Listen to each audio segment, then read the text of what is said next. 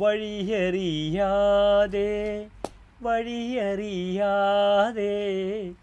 വലയുകയായിരുന്നു ഞാൻ, വലയുകയായിരുന്നു.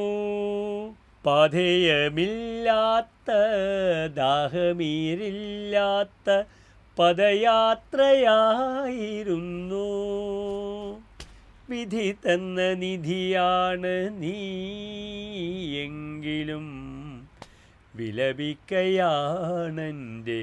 മനസം. ആരാരോ ആരിരാരോ.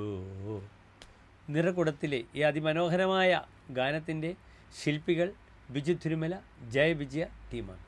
യേശുദാസിൻ്റെ നമ്പർ 1 ഗാനങ്ങളിലൊന്ന്.